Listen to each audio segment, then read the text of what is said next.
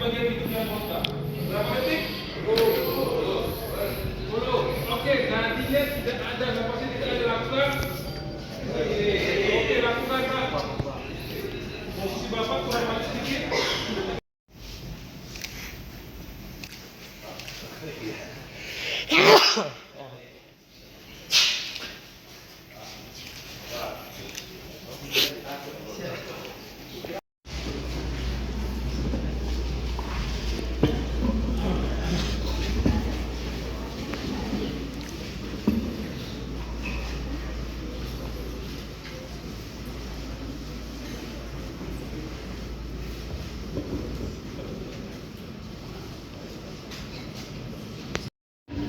Assalamualaikum warahmatullahi wabarakatuh.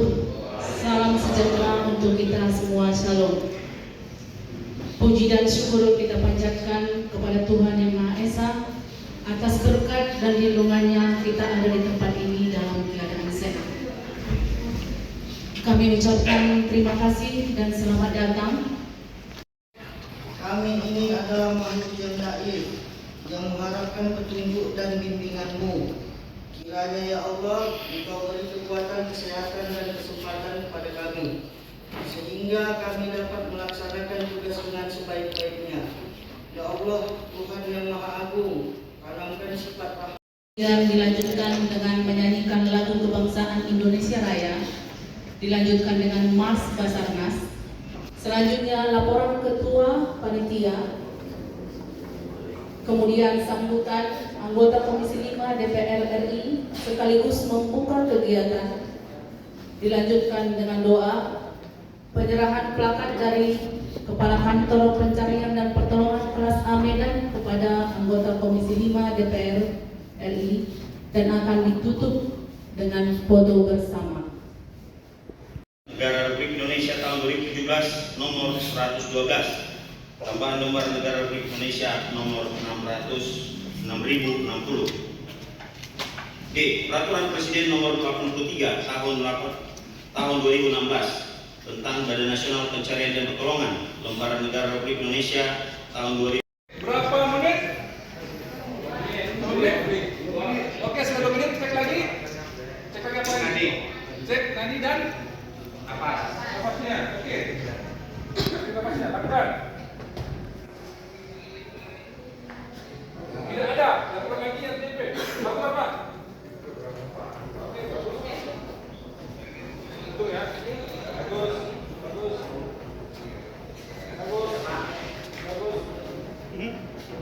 Masuk. Sekali, lepas. Oke, lakukan lagi. Tiba-tiba korbannya sadar batuk. Oke, jadi bahas di Pak. Nah, ketika korbannya sudah sadar, lakukan posisi stabil. Ya, sendiri stabil. Boleh kembali. Polresta bisa ada pakai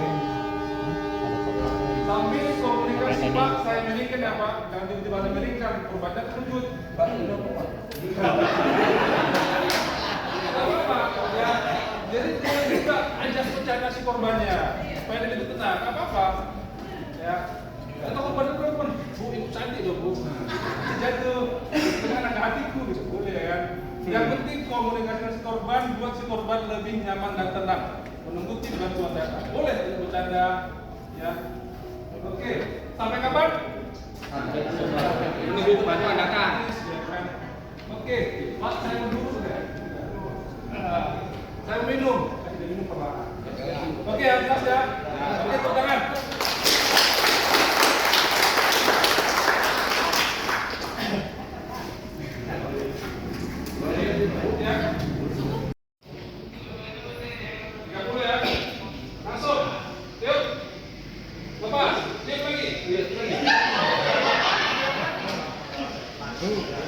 Oke, lakukan lagi.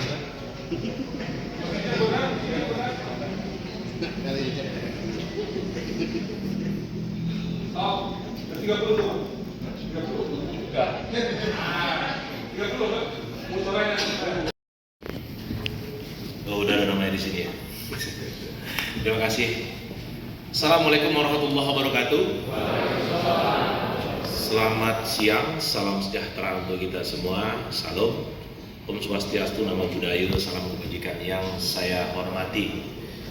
Ini di sini buat teman-teman yang hadir, ada senior saya. Kami dulu berada di bawah naungan Kementerian Perhubungan, Kepub. Ada dari Perhubungan Laut, abang saya kebetulan hari ini beliau jadi kepala, saya bilangnya Basarnas saja bang, karena saya meskipun pemerintah hari ini menetapkan Badan Pencarian Pertolongan, tapi saya pakai kalimat Basarnas saja, karena buat saya lebih gahar. Saya mohon maaf, ini personal. Abang saya, Bang Marandika, kepala Basarnas Sumatera Utara. Lalu Bang Dr. Hendro, abang saya, kepala BMKG Sumatera Utara. Pak Dan Rami, Bercut. Ini Pak D saya ini, senior saya, Pak D Gendro, anggota DPRD Kabupaten Deli Serdang. Bang Torang Tahayan dan seluruh pejabat yang hadir yang tidak saya sebutkan satu persatu. Yang baru hadir tadi ini sepupu saya juga, ini kepala desa Arifin. Bang Arifin. Terima kasih. Hari ini kita melaksanakan pendidikan. Ini pendidikan tentang pemberdayaan masyarakat di bidang pencarian dan pertolongan. Saya mungkin kawan-kawan melihat di beberapa kesempatan sering menyampaikan betapa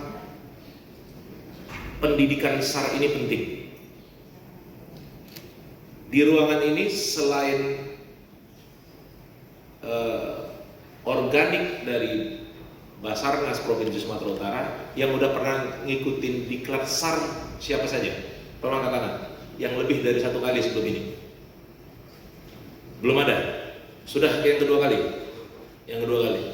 Udah pernah juga? 2 kali. Artinya apa? Saya mau kasih tahu, nanti setelah pendidikan ini, harapan saya kawan-kawan ini terus bisa dijadikan sebuah kelompok yang menjadi perpanjangan tangan kita.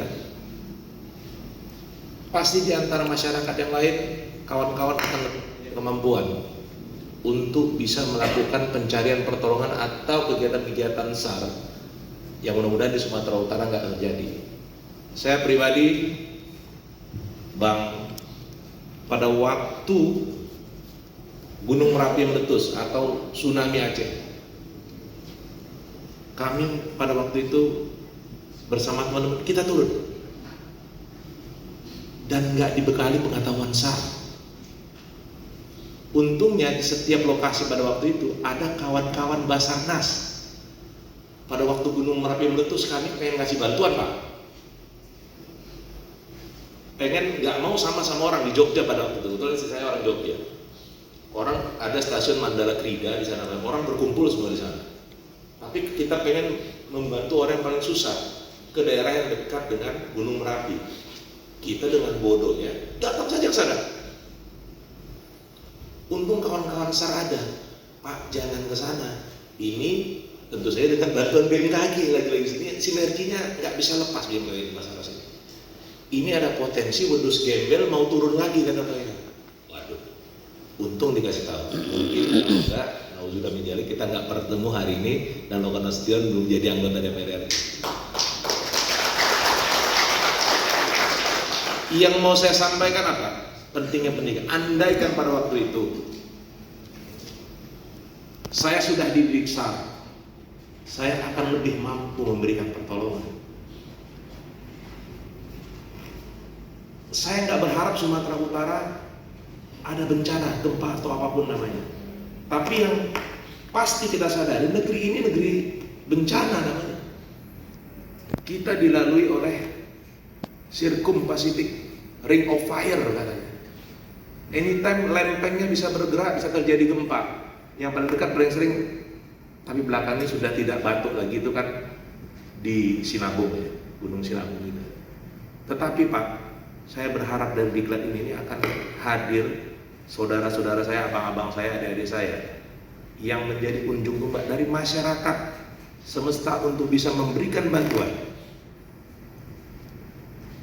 Pemberdayaan masyarakat di bidang pencarian dan pertolongan resmi kita buka.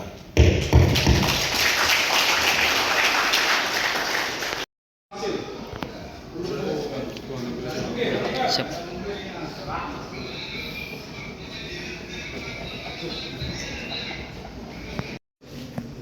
Masih pembuka saja, diskusi kita bisa melibatkan seluruh masuk banget ya, meskipun dan rame dan segala macam ikut aja bang. Kita kalau bicara urusan ini kan jadi kerja dari kita bersama. Kadang-kadang acara seperti ini tidak perlu rame. Kalau saya lebih memberikan kualitas.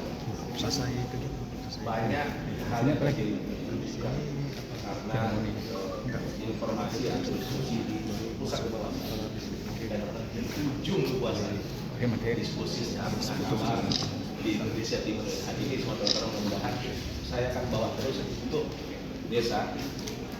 Kemudian Kementerian Desa kan di kita juga harus punya perangkat besar. Bang Adi sekaligus juga. Ya, Bang Adi sekaligus juga. Ujung tombak. Bang Adi Cing kalau bisa jadi yang hadir ini ada beberapa keluarga yang ada hari ini. Sama Bang juga kan? Aduh. Kalau bisa yang kepala desa yang ada hari ini di ujung tombak di Sumatera Utara, nggak cuma di Medan, kalau bagian dari Abdesi. Sampaikan kepada seluruh kepala desa, pokoknya kita harus punya struktur badan pencarian pertolongan di desa. Nanti yang dikelar kawan-kawan besar. Ya, terima kasih semua. Ya, Bang. Oke. Di sini nggak apa-apa. Pak, bisa jelaskan sedikit Pak untuk kegiatan acara tadi Pak, gimana Pak? Gimana? Untuk kegiatan acara tadi ini. Ya. Nih, acara ini kan acara pelatihan yang dilakukan oleh Basarnas hari ini untuk mendidik masyarakat kita, khususnya di Kabupaten Deli Serdang, untuk tanggap terhadap permasalahan pencarian dan pertolongan ketika terjadi bencana. Ini kan kegiatan yang mulia, yang bagus sekali. Kan kita nggak tahu kapan terjadi bencana. Kita selalu saya sampaikan negara kita ini negara rawan bencana. Jadi kalau seluruh insya Allah nanti pada akhirnya masyarakat di Sumatera Utara, khususnya umumnya di Indonesia, paham dasar-dasar untuk menyelamatkan, menolongkan orang, artinya kita akan punya agen di setiap rumah. Untuk apa? Ketika terjadi bencana, kebakaran, banjir, apapun itu, yang punya kemampuan, knowledge untuk bisa menyelamatkan, akhirnya menghindari korban jatuh yang terlalu banyak, bahkan bisa menghindari korban jiwa. Jadi pada konteks dari Basarnas sendiri Pak, untuk tadi ada menyinggung tentang kepala desa yang untuk dilibatkan untuk pendidikan pemberdayaan masyarakat sendiri. Jadi untuk masifnya ini, saya sampaikan dulu, dasarnya apa? Ini negara rawan bencana, Pak. Kita harus masukkan pendidikan saat ini dengan mendidik orang-orang itu. Enggak, kalau ini kan masih dari desa ini, nggak tahu dari mana sekian banyak. Tapi kalau dalam ada struktur, karena struktur pemerintahan terkecil hari itu namanya adalah desa. Ada masih dusun di mana, tapi desa hari ini. Nah, kalau di desa ini sudah punya organisasi sendiri di bawah kepala desa, misalnya kepala badan sar desa Percut, nah gitu. Ini kan kita yakin begitu terjadi sesuatu di Percut, oh dengan peralatan dan pendidikan yang memadai, ini pasti mereka sudah tanggap, sudah siap. Sehingga kita sebagai warga, misalkan saya warga Percut, ketika terjadi kebakaran, saya sebagai wakil rakyat saya nggak tenang. Di desa ini sudah ada orang yang dididik SAR atau dididik mampu menyelamatkan, menolong orang dengan cara yang benar, dengan alat yang memadai. Kan kita nyaman untuk bekerja, kita nyaman untuk memikirkan permasalahan yang lain negara ini, karena masalah menyelamatkan sudah punya orang-orang yang dididik dengan baik. Berarti Pak, untuk pencegahan khususnya infrastruktur seperti di kawasan Prestagi Pak, gimana tentang di masyarakat yang akan membuatkan jalan layang di jalan Prestagi seluruh? Agak lompat dikit ya pertanyaannya, Pak. Ya. Kalau Abang dengar, saya sudah sampaikan kemarin pada waktu rapat dengar pendapat dengan Kementerian PU, itu kan hari ini saya sampaikan kepada Pak Menteri PU, kepada Bapak Presiden Prabowo, bahwasanya perlu dibangun shortcut ke sana, karena situasi yang ada hari ini pasca kemarin longsoran itu sebenarnya kalau kita bicara safety assessment ada namanya, ini belum terlalu safe untuk dilalui oleh orang. Kita lihat masih ada bukti yang menggantung, hanya ada bronjong di sekitar situ, yang mana ini dibangun di upaya yang maksimal. Keren sekali Kementerian PU ini hanya untuk menyelamatkan ketika terjadi bencana, agar evakuasi orang, barang ataupun itu bisa dengan baik. Tapi kalau bicara untuk aman dan selamat, dan kita butuh shortcut atau pembangunan jalan baru lah. Tapi kan kita paham negara ini, Pak Presiden Prabowo harus menghitung betul tentang keuangan negara dengan situasi ekonomi nasional dan global yang sedang tidak baik-baik saja. Ini Pak Prabowo ini kan sedang melakukan efisiensi apapun nama. Tapi saya yakin 1 tahun 2 tahun ke depan, ketika rumusan atau formula yang baik terkait anggaran ini yang sudah dipikirkan oleh Pak Prabowo beserta seluruh jajarannya, insya Allah nanti terkait jalan Medan Brastagi akan segera dibangun oleh Kementerian BUMN. Berarti Pak, targetnya ini bakal ada setiap desa itu bakal ada Iya di dong. itu. Lu juga bisa. Maksud gua, udah pernah ikut pendidikan SAR belum? Beda, brother. Kalau kau udah punya pendidikan SAR, kau akan beda. Kau akan beda. Jalanmu akan beda. Kau akan punya kepercayaan diri ini. Bukan mau jago-jagoan ya. Tapi begitu ada di pantai dikit ada orang hanyut gitu.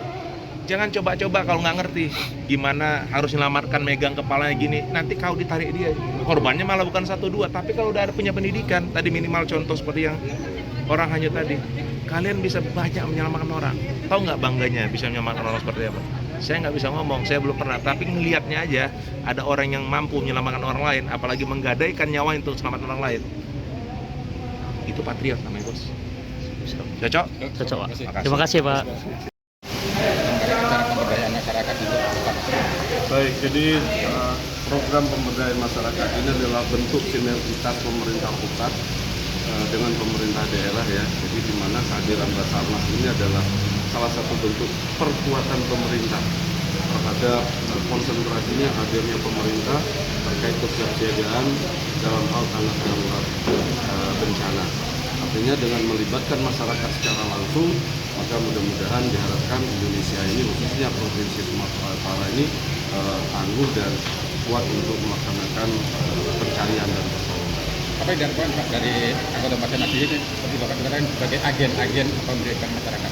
Jadi kami tadi berbincang-bincang ya dengan bapak kita, orang tua kita yang mewakili kita di Komisi 5 DPR RI. Jadi memang Basarnas ini tidak bisa bekerja sendiri. Artinya kami akan terus membangun koordinasi atau komunikasi dengan stakeholder pemerintah daerah, baik itu TNI, Polri, pemerintah provinsi, kabupaten, sampai pemerintah terkecil yaitu di desa atau lurah. Nah ini peran serta masyarakat harus kita optimalkan sehingga lebih baik mencegah daripada kita melaksanakan pelaksanaan operasi. Pak, untuk alat sendiri Pak, apakah sudah terpenuhi atau gimana Pak?